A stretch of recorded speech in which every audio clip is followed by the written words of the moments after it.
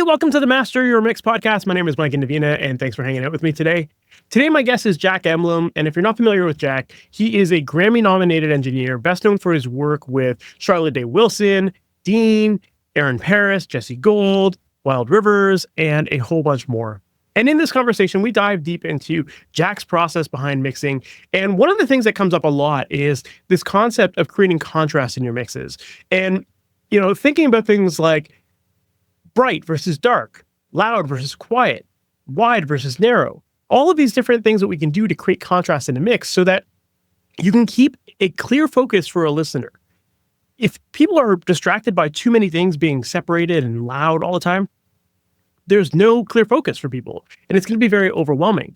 And so in this interview, Jack breaks down the way that he likes to go about shaping sounds to create that contrast and create that three-dimensional feel or that depth. And we also get into some of the various ways that he goes about achieving that, whether it's through things like automating his plugins, volume, panning, a whole bunch more. And he shares a lot of really great tips here that I think you can certainly implement into your own mixes. And the best part is that they're very simple. A lot of times people overcomplicate the process. They think that to create separation, to create contrast and stuff, you have to use a lot of different plugins and different tools and effects and all that kind of stuff. But Jack's approach here is very simple, and it's really refreshing to hear. So I think that you're going to be able to take what he shares here and implement it into your mixes really easily. We also get into his processes for things like getting low end to sound huge, getting vocals to sound in your face. If you listen to his mixes, you'll notice that those two things there really stand out as things that Jack does really well in his mixes. So yeah, it's great to learn more about his process for getting those right. And again, there's lots of stuff you can take from this and implement into your own very easily. So with that said, let's just jump right into it.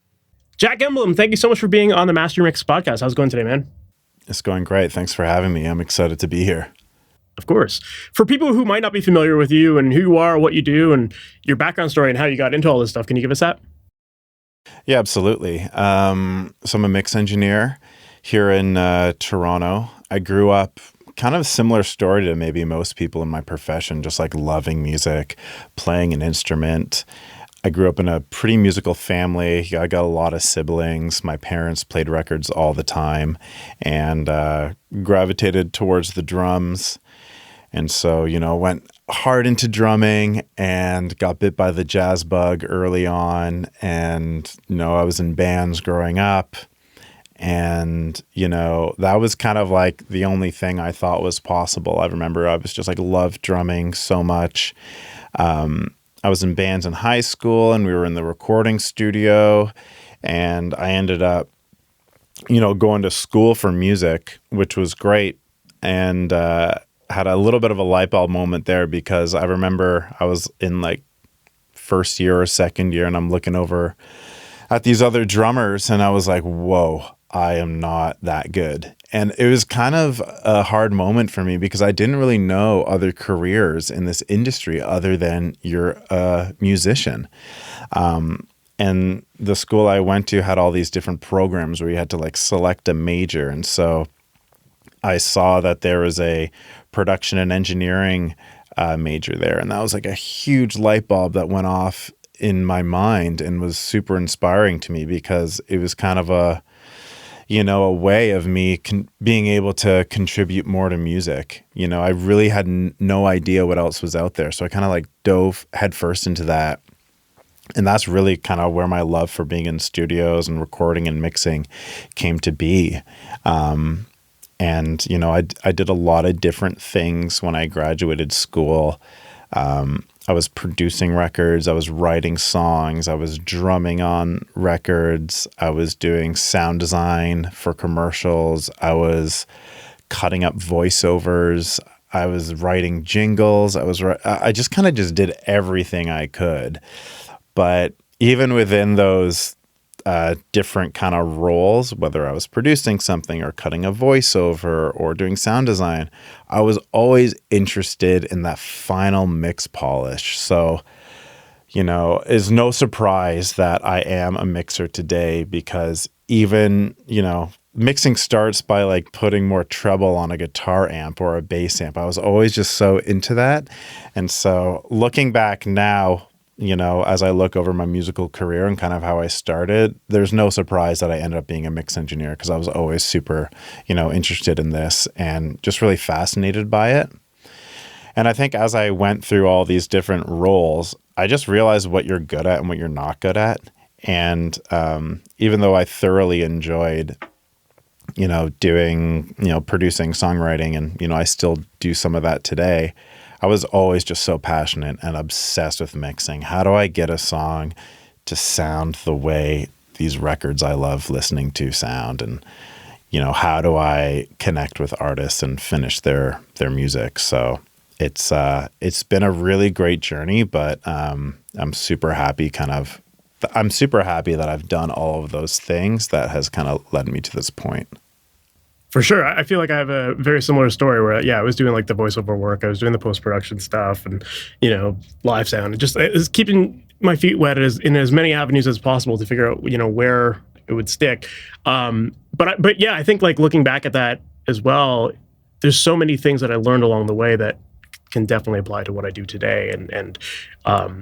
Totally. I think like even like something as simple as like learning Pro Tools, like when you're in like audio post, like the way you use it in an audio post is different than you would in music. So like you learn all these different tools and then eventually like it clicks like, oh, I can do this, I can do that. You kind of take from all these different areas and put it together. And I feel like it just makes you much more efficient as an engineer. Absolutely. And just to touch on that, I'm really proud of myself that I was able to support myself doing things under the general scope of audio.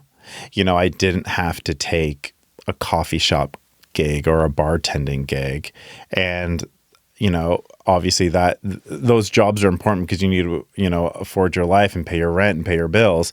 But I was able to do that doing all these other, type of jobs. And you mentioning Pro Tools, like I am the fastest in Pro Tools because I was cutting voiceovers at the speed of light for an advertising client that things needed to get done like that. And yeah, it's a totally different muscle of the brain working on that stuff.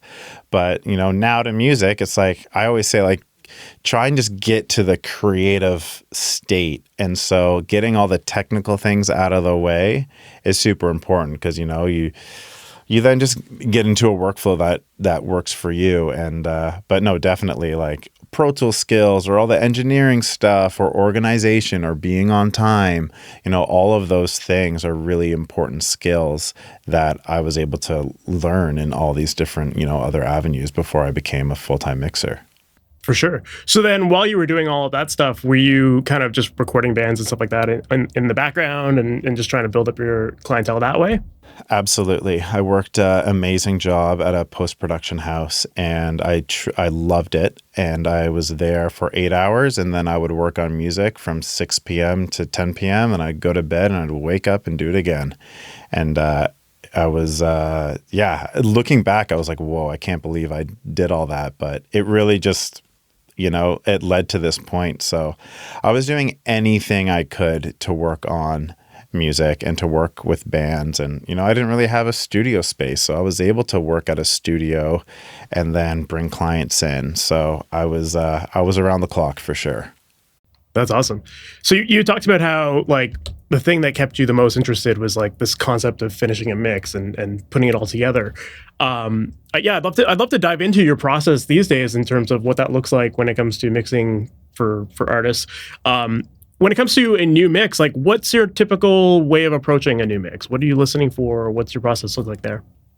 Yes. First thing I do that I think sometimes gets overlooked is talk to the producer, talk to the artist, talk to the label to see, where they're at with the current mix. These days with how good producers are at mixing and how everyone has all the same plugins, the mix has already started before it gets to me.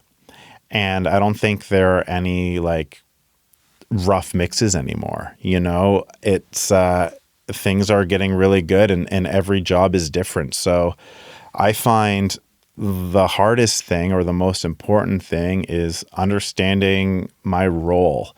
Doing the actual work is the fun stuff. It's the creative stuff. But how I start is, I ask, I said, where are you guys at, with this mix? Are you looking, do you love it and you need me to make it 10% better or 2% better? Are you looking for a big overhaul? Was it tracked live and there was like no mixing at all? Maybe some of like an old school approach. So I really try and kind of get the creative expectations kind of locked in, because when I have that kind of creative, expectations, it makes the process super smooth, and it makes us not get into revision 10. I kind of know what they want. And that doesn't mean that I might not take chances on mixes or do something that, I think should be, done, or that I ever like phone anything in or play it safe. But I think it's really important to kind of understand what you're being hired to do.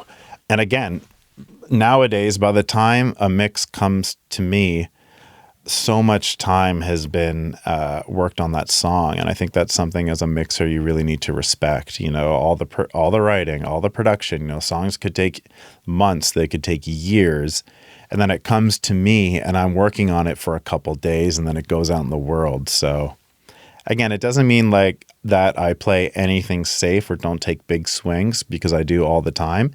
It just makes me do everything with intention about the song. So getting the right files can be a whole other can of worms. I want to start my mix exactly where the current mix ended off. So whether that's sending a stem guide to the producer, making sure I have all the stems in the right way for me to work, or I get a Pro Tool session, I don't want to take any steps backwards.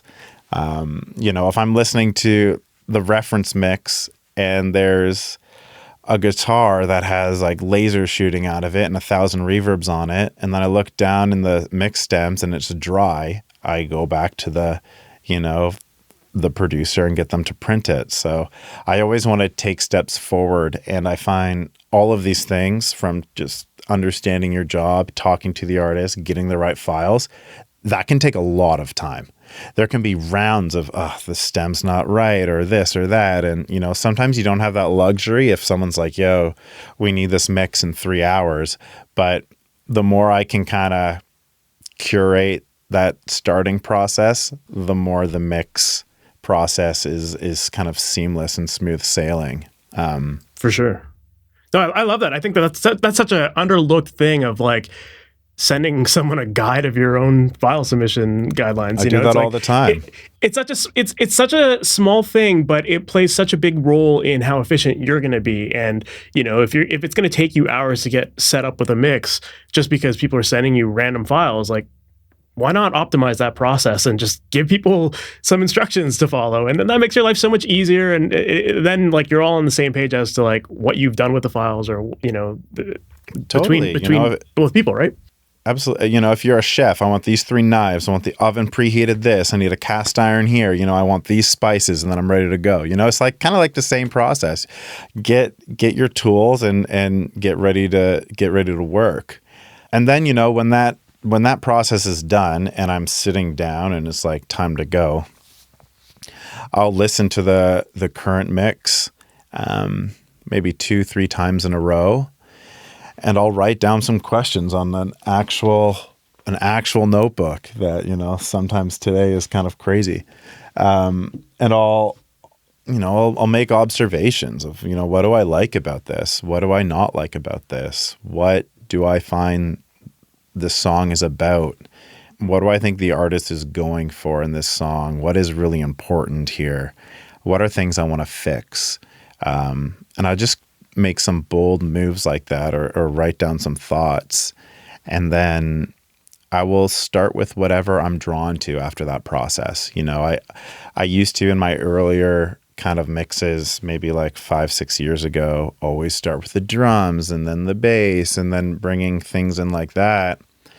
And then nothing ever kind of felt right. It's things started to sound a little like a bunch of pieces in a 2-track rather than a real mix. And to me, it's fun when a song starts completely different. You know, if it's a piano ballad, maybe I'm starting with the piano and the vocal in. Maybe if it is a big beat off the top, maybe I'm getting that going. If the gain staging is really, really well done and the mix is already super great, maybe I'm just doing some mix bus stuff and just getting everything cooking before I get into, you know, some of the individual elements. So I think when the song can dictate how you start, automatically right there, you're doing what's important for the music rather than trying to re-engineer a song, being like, all right, I got to like regain stage these drums or bass. And, you know, sometimes, of course, I get songs that are a little kind of out of whack in terms of gain staging and things like that. And you got to, you know, do some clinical stuff. But oftentimes I'm just listening to the song, I'm writing down the intention or what I want to do, and then I'll just let my mind go. That's awesome, man. Yeah, I love that. And I think it's kind of interesting to hear you talk about how like you're focusing on just whatever grabs your attention first. And I think that there is a lot of value in that. Like I've typically been that person who does the drums first and then goes to bass and guitars and vocals. But like, yeah, there's often times where I get to the end of it and I'm like, yeah, something's just not right. And then I have to rethink it. And I'm starting to approach it more from that idea of like, well, what is the most important thing or most interesting thing in the mix? Like, and I've definitely found myself rebuilding mixes around those items. So yeah, it's a good thing to hear, to like just focus on what's most interesting right from the start. Totally. Yeah. And you know, there are times that you have to do that, you know. There's certain genres, like, you know, if you're mixing a trap song, you got to make sure the 808 and the drums are at a certain level. Or if you're trying to get to like crazy loud mixes, there's definitely some strategic gain staging work. So it totally depends. For sure. Yeah, definitely by genre, you're going to notice like there's trends in terms of what those most important elements are. So yeah, for sure. Well, I saw you at Imstafest and you were doing a breakdown of a Charlotte Day Wilson track that you mixed. And one of the things that really caught my attention and I thought was interesting was you seem like you're very conscious of making sure that a song builds from section to section and grows throughout the song. And having now listened to a bunch of your other mixes, I can hear that that's definitely something that is a part of what you do. And I think it's awesome. It helps songs feel more interesting as they go along. I was wondering if you could talk a little bit about that and you know, maybe this ties into what you were just talking about of like figuring out where the most interesting parts are of a song and working from that. But yeah, what are some of the techniques that you find yourself often using to help achieve that goal? You know, one of my mentors said this to me, that when he mixes, he thinks like a producer, and when he produces, he thinks like a mix. So when I mix, I think like a producer, and when I produce, I think like a mixer. And when I first heard that, I thought that was kind of a load of baloney. But if you actually think about it, when you're producing a record, of course you're thinking of the entire mix. You're thinking of what's on the left, what's on the right, what's wet, what's dry.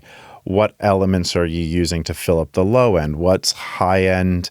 You know, what's the shimmer? Are you using a pick on the acoustic guitar because you have dull hi-hats? Or what are you juxtaposing in the mix? What kicks are you going to use? You know, good producers, great producers think like that. They're painting the frequency picture with their, you know, instruments. And now when I mix, I try and flip it. So I have this arrangement and I kind of think, you know, how can I make an arrangement of frequency within this multi-track I have? How can I make, you know, some production decisions, not decisions in terms of I'm going to mute this or mute that, but again, how do I build emotion and how do I get things feeling bigger with kind of just using frequencies and depth and panning? So I find going back to a lot of the simple things can really achieve some of that, you know, some of those techniques. You know, for example, I always say like as a mixer or an artist, you're the only one who knows what's coming in a track and your consumer never does because you made the song or you're mixing the song. And so sometimes I find, for example, if you need to make a chorus really bang, maybe it's doing something smaller to the pre-chorus. You know, if a bass comes in your pre-chorus, you know, what happens if you shave off like 1 dB at, 60 hertz and then take off that E key for the chorus. All of a sudden the pre, you're like, oh, I'm feeling bass, things are getting bigger. And then boom, the chorus hits. And again, we're talking about 1 dB at 60 cycles, but all of a sudden things are feeling a little more full.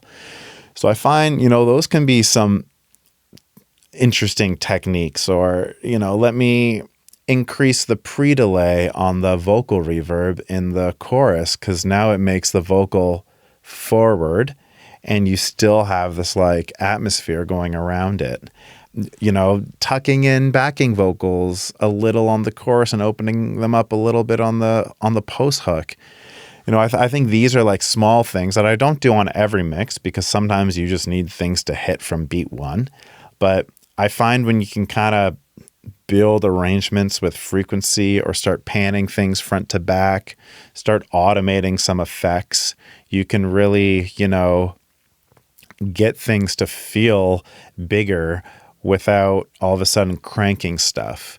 And, sometimes that's a good mix technique to start with the loudest section of the song and getting that going. And, because maybe if you're at the beginning of the song and you're slamming things so hard, by the time you get to the chorus, you're not going to have any room. And now you're like crunching everything and you're kind of starting to work backwards. So I find the simple things, like CLA, like a bass up 1 dB and a hook can just absolutely change your chorus. So, the more I get into it now, I find like the simple things are the things that are most important. Panning and balance, like, because that's really what mixing is, right? I did a mix recently on a SSL, no computers, no screens, and it was very freeing to just use your ears the way it's supposed to be. And you have everything laid out on the desk, and sometimes when you're at the computer and you see something come in, you automatically go to it. But when you're on a console and you're just kind of working, if you hear something that bothers you, you'll go attend to it. But if it doesn't bother you and it still comes in, then clearly it's fine. So I find going back to the simple things can be really, really instructive when trying to make an arrangement within kind of your mix. Absolutely. I think that's one of the things that so many people just underestimate. It's like as engineers, we have access to so many plugins these days, and there's this tendency to just want to try something new, and like that's the way that we're going to make the biggest impact in a mix, is try a different plugin and find a different tool. But really, like, volume and panning go so far as to make a mix exciting, and there's so much that can be done with just those simple tools, right? But so many people just kind of gravitate to other tools because they think that that's what you're supposed to do, and like it's almost like volume and panning are too simple, Totally. But it works. It's effective. Listen, I have every plugin under the sun, and I probably use 5 of them. And I'm just like, when you go back to the basics is when really good things happen. Sometimes I see people and because I can receive sessions or stems, and, sometimes I get things that have like 1,000, every plugin slot is full. And then I might just start muting some things, and then all of a sudden it's sounding better. So, just trying to get to the essence of things. But, I was for sure that person when a new plugin would come out, I would get it, I would try it. It would probably be all over the mix I was working on that day. And then, just kind of like moving on. But the more you realize that, simplicity isn't stupidity, you can get some really good results. For sure. Well, speaking of like songs growing, I love what you shared there about just the different ways that you go about making the song grow. But I feel like a lot of that also has to do with the arrangement of a song too, right? And with the right arrangement, it's almost easy to see what elements you like are going to make a chorus bigger and that kind of stuff. Absolutely. But when you have a really dense song, like how do you go about that, approaching those kind of mixes? Because like, are you the type of person who's going to mute layers, or are you going to just like really focus on thinning them out with EQ or something like that and automating that part of the process so that the choruses can stand out? Yeah, I would never mute anything unless I've been given the green light from the producer or the artist, which sometimes happen. They could say, hey, here's the track. There's a lot going on in the chorus. Feel free to, mute some stuff. Or I would be interested to see what, your approach is to what you think, should be like the primary elements of this hook. And that's another thing that I think is important as a mixer. My production hat never leaves me. So if I ever have an idea, I will always execute it. I might send a mix being like, here's, the mix. And then, oh, by the way, I had this idea where I muted this thing. Here's Alt-1. Let me know what you think. And if they say, I hate this, then no problem. We have the other version. So I think as mixers, don't be afraid to try stuff. It's good to have communication with a producer. So you can't just all of a sudden send back a mix and like their drums are gone. But, I do think it's important to always have that kind of production, hat on. Even a great story, like I'm pretty sure this is true, or I read it somewhere, but I'm almost certain Tony Maserati muted the drums like halfway through "I'm Yours" or whatever, and that like totally made that record. So I think doing some of those moves is important if you have this space to exercise your production brain there. But when I get a really dense song, I think it is really important to, again, I think of, okay, what is important? And then I'm kind of carving things within certain layers to get things to work. It could be as simple as, let's say you have a big bass and then all of a sudden in the post hook, a massive 808 comes in. So, I might just like duplicate the bass and filter off some of the low end when the 808 comes in to make the 808 work with the bass. So it can be some of those like automating moves I find quite helpful with, just like filtering and EQing. But, again, it's panning and, it's funny because you brought up the Charlotte song. Sometimes separation in mixes can be overrated. So sometimes if you have a lot of elements that make up your music, like you could have like 10 synths or guitars or whatever, maybe instead of treating all of those elements separately to work with each other, maybe just think old school and say, that's a music fader.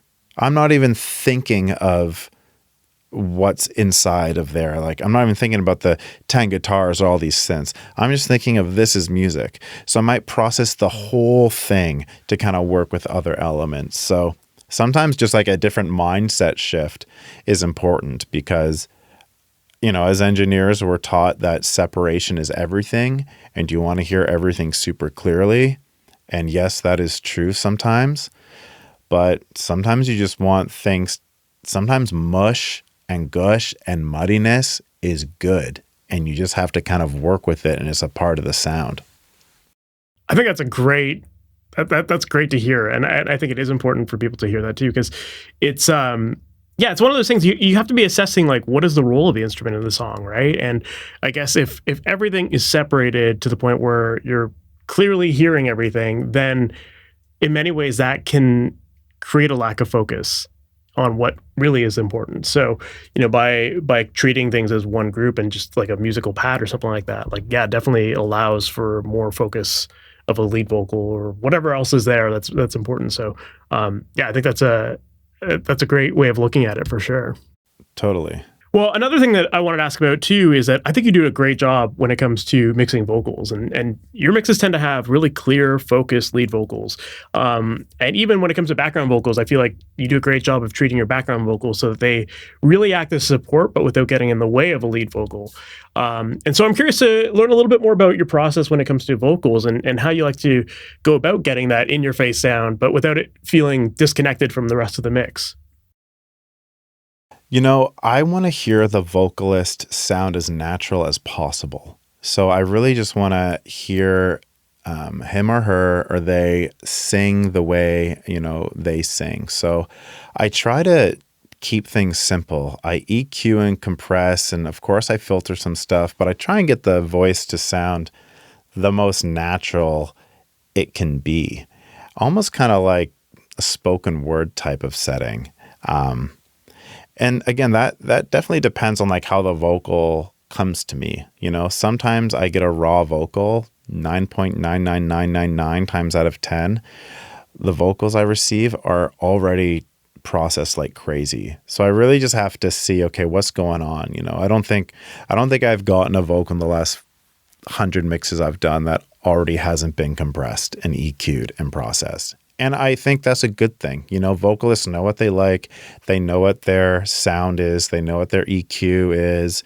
When, an artist has an engineer that they work with quite closely, it's really good for the engineer to have a stamp on, the sound as well. So I always take, I go, okay, what's going on here? Like, what's happening?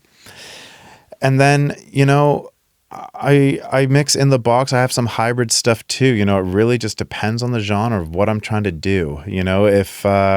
If I have to run some stuff through some analog gear to get me a certain tone, I'll do it. If it's all in the box stuff, I'll do that as well. But, I think, again, it's like back to the emotion of the song. If this song is like a really intimate sounding track, or an artist says, I want things to feel dry or intimate, typically that means, I'm using a lot of maybe more delays on a vocal in terms of the effects rather than like a big reverb. Using a lot of pre-delay to make sure the vocal is right in front, but there's this like feeling around it. Sometimes it's adding certain effects at certain times. Maybe I'm adding a certain delay in the chorus that like pushes the vocal back and then it pulls it, back into your face for the verses. So maybe I'm adding a little bit of a parallel compression in the post hook to just help it poke out. So,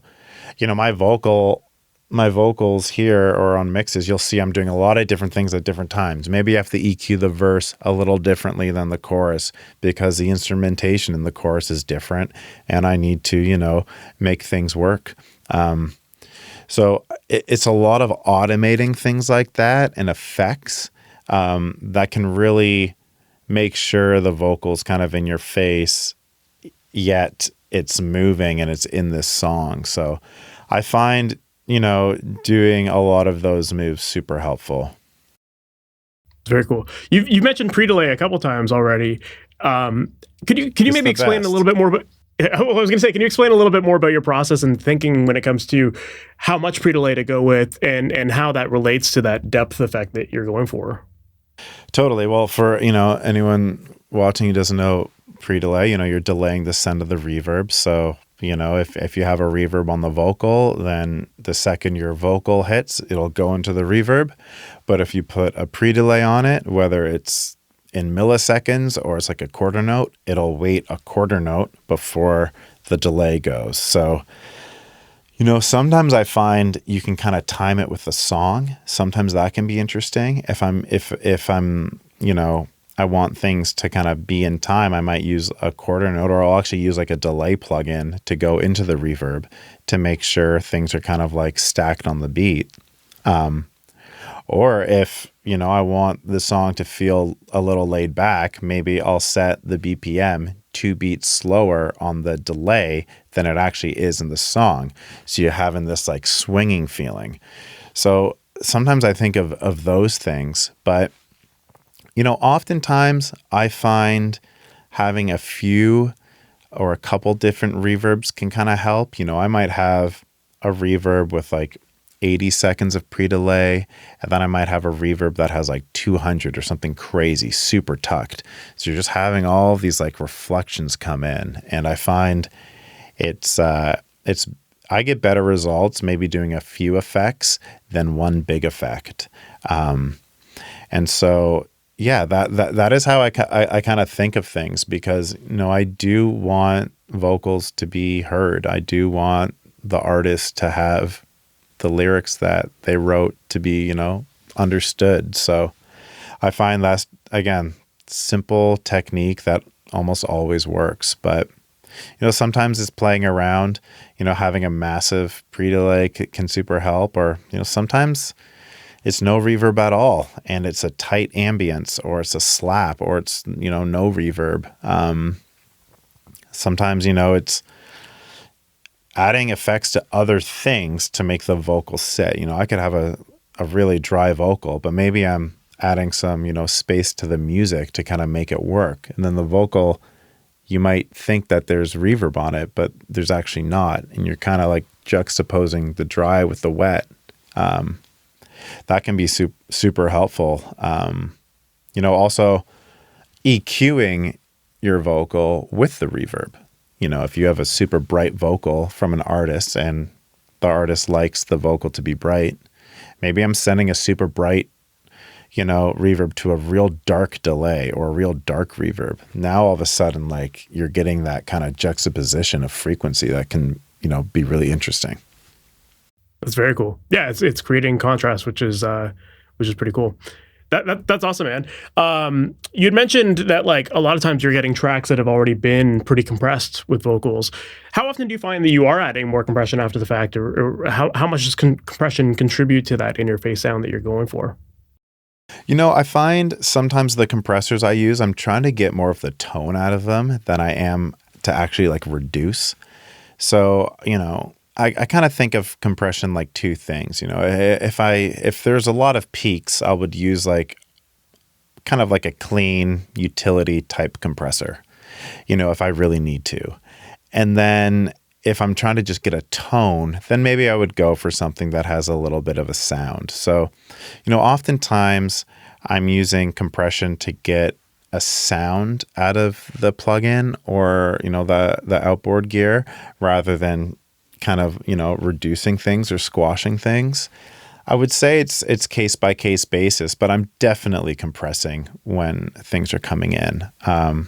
If something's super squashed, I won't, but I'm more so compressing to get a sound out of the plugins I like or out of the outboard gear I have rather than trying to, reduce the range. And again, that's super genre dependent.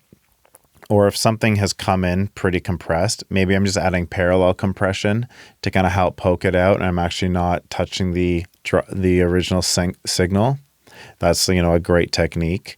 But, I got some faders here. I love writing the vocal. I still, do a lot of automation. I think that, again, simple technique that is, you'll get way better results writing the vocal and getting it in the sweet spot than trying to just slam it with a compressor and sticking it at a level. Very cool. Well, you talked about like getting color out of your compressors and getting the character out of it. Like, how would you describe what that character sounds like? Because like compression is one of those things that I think it's one of those, like, it's one of the hardest tools to learn because it is often very transparent. So when people talk about adding color, what should they be listening for to know like what compressor is the desired compressor for a certain sound or that kind of thing? Yeah, over the years of using a lot of different kinds, I've kind of had like certain descriptors per compressors. I have a Tube Tech here, and that to me hugs a vocal. And, maybe an 1176 grabs a vocal. And, maybe a simple R compressor is just kind of like super clean. So sometimes if you're trying to just hear certain things, engage the compressor and don't do any reduction. And just A/B or close your eyes and turn it on and off. And how does it sound? Does it open up? Does it add boxiness that you might have to clean up later, but it gives kind of like an old school feeling? Certain compressors feel really heavy to me and add a lot of weight to them. And some compressors are really light and transparent. So, at the end of the day, they're just tone boxes. You could put a LA2A on your vocal and don't reduce anything and close your eyes and, see if that sounds good. Sometimes gain on a compressor can sound really cool. If someone wants your vocal to be louder instead of turning it up, maybe you're just adding a compressor or more of like a vintage style thing and you're not reducing, but you're just turning up the gain, and maybe that gain sounds, good to you. So I find a lot of it is trial and error, but now I kind of have certain things. If someone says I want the vocal to be I want to grab it or I want to hug it, I kind of like know where I would go for those kind of, descriptors. I think it's awesome that you mentioned gain because that's also like a very underrated thing when it comes to using compression and, not using it for the compression, but yeah, feeding into the box. Like, I think about like tube compressors and how like when you drive them a little harder, you're going to get that character a little bit more. So, Totally. yeah, I think it is one of those things. It's a good exercise for people to just like take some time, sit with your compressors, drive them hard, drive them soft, bypass them on and off, just like see, like, do you hear a difference, and what are those tools capable of when pushed to either extreme? Totally. Yeah, it's good exercise to have that in your toolbox of, whenever you need something, why to go to a certain compressor versus another. Yeah, very cool. I'm also curious to learn about your treatment of background vocals, because I also feel like you do a great job there with like, yeah, getting your background vocals to feel really wide and clear, but also, again, without fighting the lead vocal and stepping on the toes of that. So are there any special things that you do there to create that separation between those?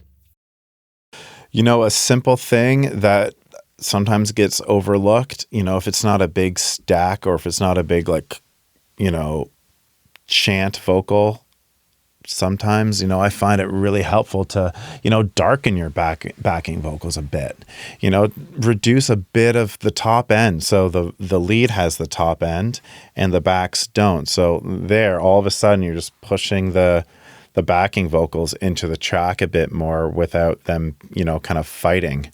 I used to live by the rule where you only need one breath and one S on a vocal. So maybe it's doing some surgical things on the backing vocals, or really de-essing them heavy, or cleaning up some breaths so that it's really supporting the lead.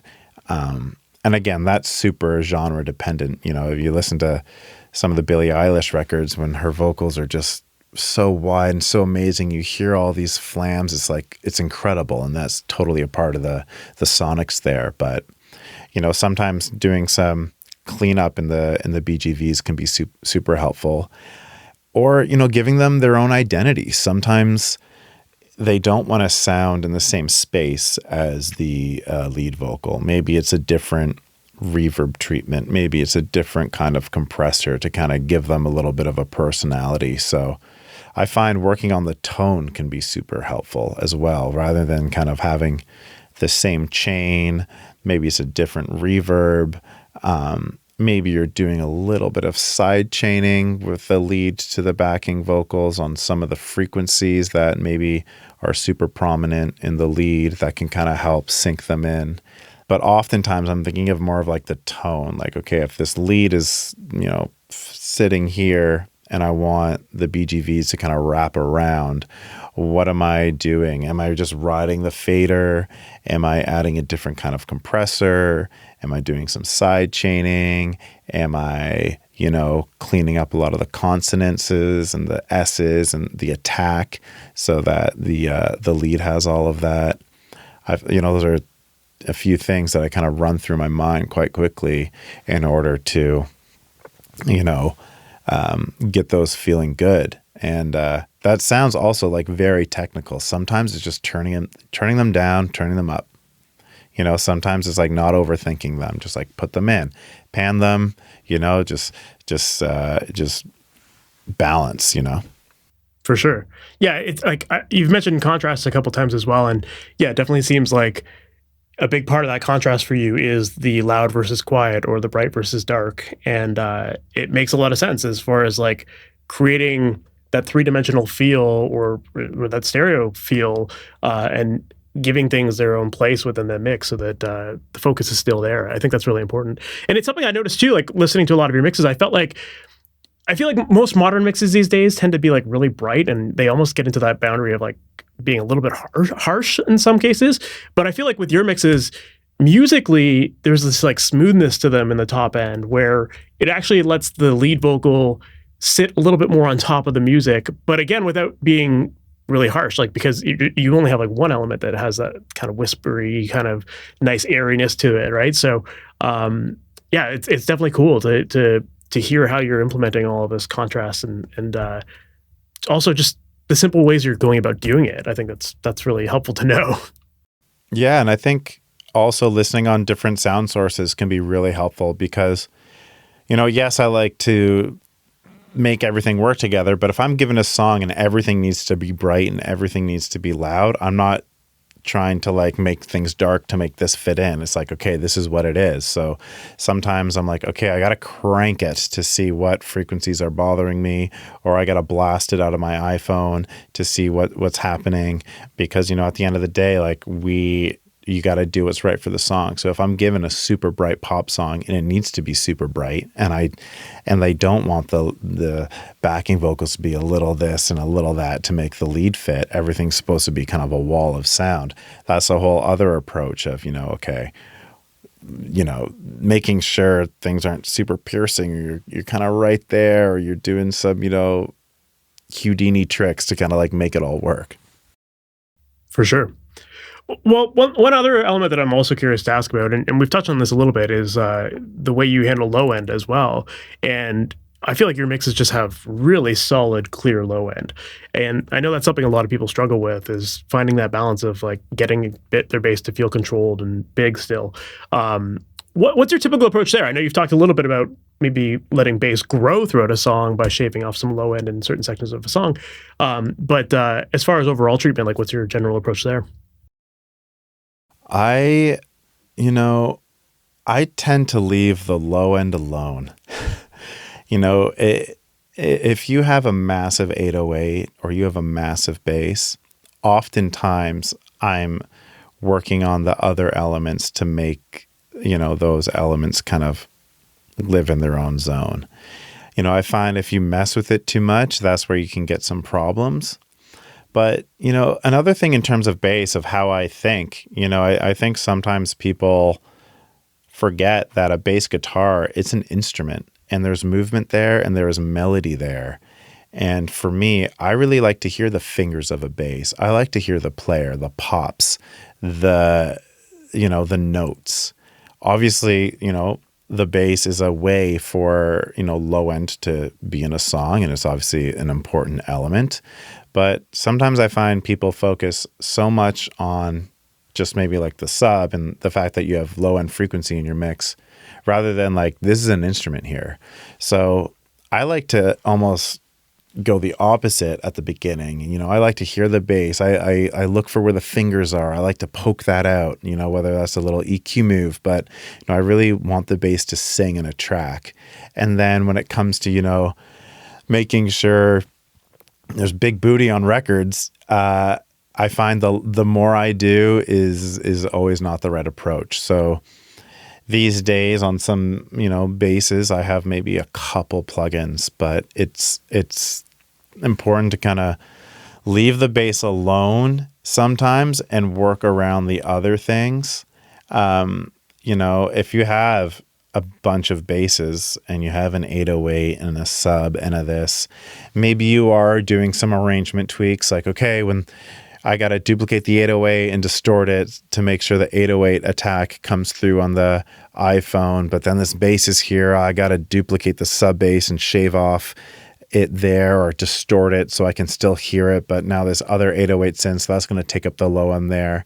So sometimes it is like painting it like that, but oftentimes it's I kind of set it, forget it, and then if it bothers me, I'll deal with it. I find you kind of get good results that way, to just kind of let it be. And sometimes I think people just absolutely pound the bass, pound the drums, pound the low end, crank stuff, and you're just kind of like you're making things worse. Yeah, it's one of those things where, like, if you focus too much on the low end and making it sound huge all the time, chances are you're probably killing all the dynamics and stuff, and then you're not going to get anything poking out. It's just going to start to become mush if you don't have that kind of push and pull naturally with the instruments. Totally. Yeah. So then, as far as like kick and bass relationships, that's also a thing that people tend to struggle with. Is that the same sort of thing where you just kind of leave it generally, or are you doing anything there to maybe create more pockets and, I don't know, sidechain compression or something like that? Sometimes that's genre dependent on like what you think is going to win like the low end in the song. If it's a rock song, you know, I think mostly like the bass is louder than the kick and like the snare is really loud. Or if it's like an R&B song, maybe the kick is super punchy. So sometimes I kind of think, I'm like, okay, what's important here? Really good producers will actually, you'll kind of hear it in the song, whether they're doing their own side chain or whether, you see that the kick sample they used has no low end at all. That would trigger my brain to saying, okay, clearly like this just needs to kind of cut through this bass, but like I need to make sure the bass is kind of like the focal point here. But in terms of, getting those to work, I'll do some side chaining. I love soothe. I won't take the level down of the bass, but I'll just kind of take out some of the low end frequencies of the kick that are in the bass really quickly. I feel like that's a really good way to kind of like side chain the frequencies out rather than feeling a pump. Obviously, oftentimes if I'm getting like a real sidechain effect, it's already printed for me from the producer. But I do some sidechain stuff like that. I will carve certain fundamentals out of the bass that are taken up with the kick. I will definitely do some compression or maybe some parallel stuff to make things hit. Because again, but again, I think it, depending on the song, I kind of know the approach of the bass and the kick. Yeah, that makes sense. Obviously, if you're working with like a dance song or something like that, you're going to want that kind of pushy, swell kind of sound. Whereas maybe something that's a little more rock or whatever, you might just kind of leave it a little bit more driving and not moving around too much. So yeah, I guess understanding the genre is really important too. Sometimes you gotta maybe like add a kick sample. Sometimes if you're not getting the results you want out of drums, you have to add a sample. And, I'd obviously be careful doing that to make sure you're not replacing a source or you're not imposing that you think the kick sound better than the producer, because that'll get you in a lot of trouble. But sometimes if the kick isn't working or you need a little more sub and an EQ isn't, solving that issue, add a sample. Do what you need to do to kind of make it work. I used to sound... but you got to find something that's complementary if you're going to add samples so that you're not like putting your stamp on something. But yeah, it makes sense. If you need something, add it so you have it, right? Yeah, totally. Sorry, I kind of got you off there a little bit, but go ahead. Oh, I used to do like note frequency stuff back when I was a huge nerd in school, where, if A's 440, I would like look up the note frequency chart and see like if the song was in C, I would look at the lowest frequency of C and sidechain that sign into it. I used to do all this crap, but now it's turning it up and turning it down. Yeah, it's like people who tune their drums to different notes versus like, I mean, you're a drummer, so you get it. Yeah, right? I could never do that. I could never. Yeah, I never did it either. I do not have those ears. No way. I think that there are some people that it really matters, but for the majority of people, it's just like louder or louder, brighter, darker, quieter. Like those are the bigger things that are going to impact the mix way more. So yeah, totally. Just get to the essence of the song. Yeah, for sure. Well, at the end of the day, like what in your mind ultimately makes a great sounding mix? Like how would you define what a great mix sounds like? That's a hard one. As a mixer myself, I find that when you listen to music, sometimes you're kind of like analyzing things, or you're looking for certain mix things, like, oh, I wonder how the bass, like, oh, this bass is good, or this vocal's nice, or that. And when I just listen to a record and I'm just in the music, I find when all that technical stuff is out of my brain, that really kind of makes a great mix.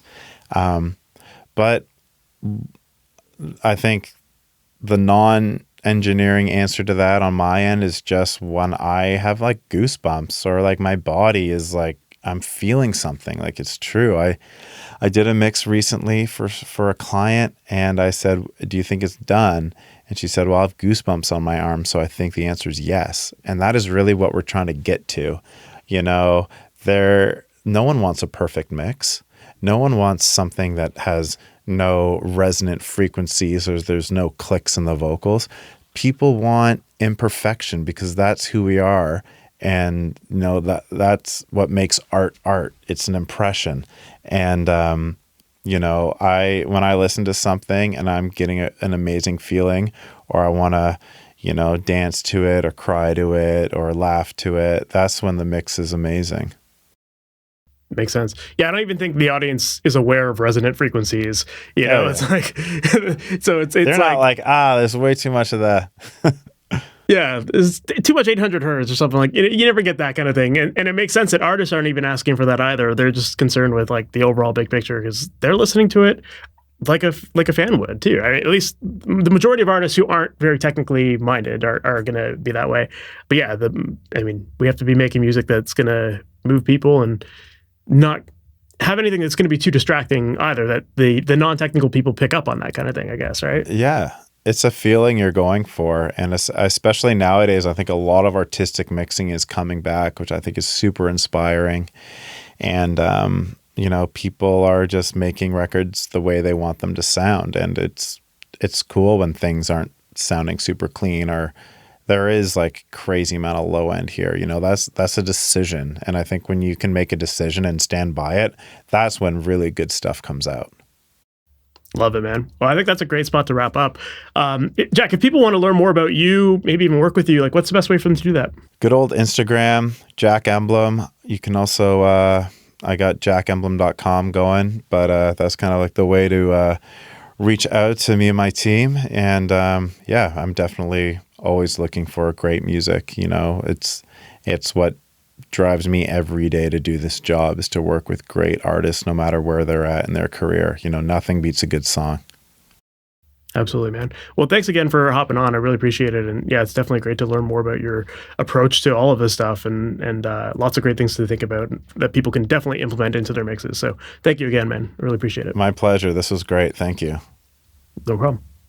So that was my interview with Jack Emblem, and I thought it was great to learn more about his process for creating contrast within his mixes. And I loved how we talked about, making songs grow by playing with things like frequencies and volume and panning, even when he talked about how he'll automate his EQ to make a bass sound a little bit thinner in a pre-chorus and then really big in the chorus.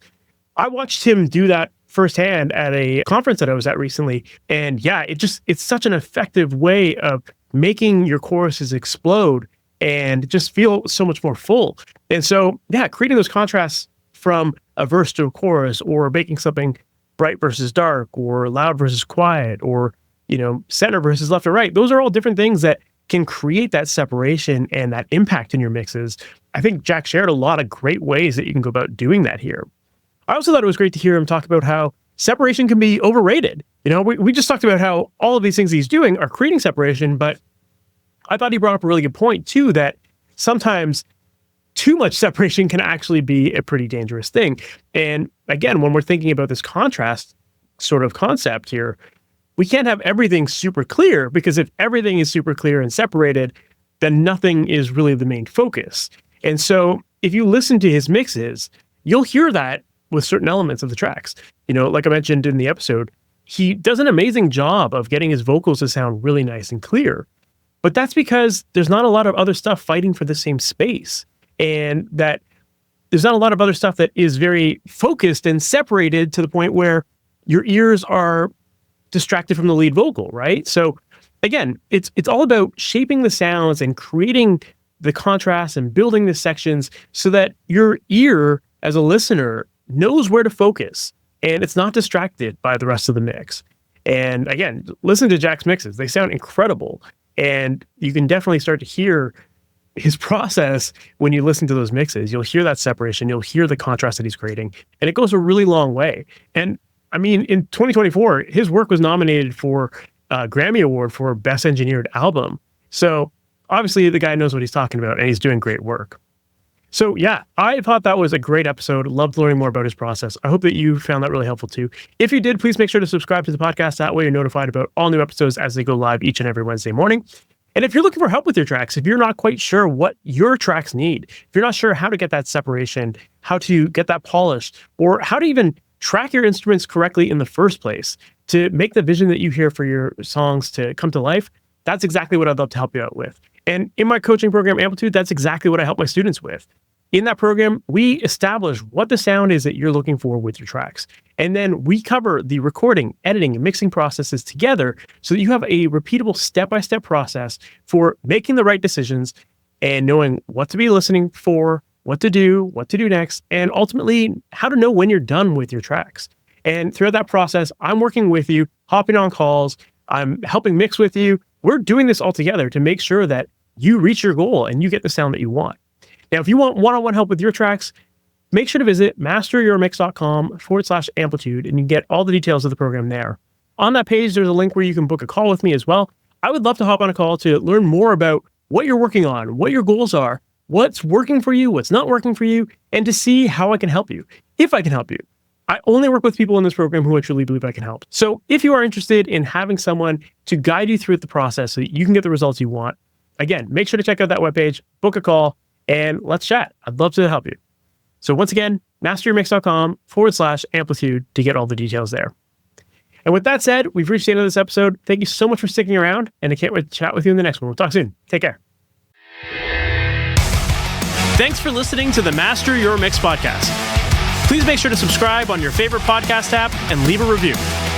If you have any questions or comments for the podcast, send an email to questions@masteryourmix.com. And for more information on how to create pro recordings from your home studio, visit MasterYourMix.com.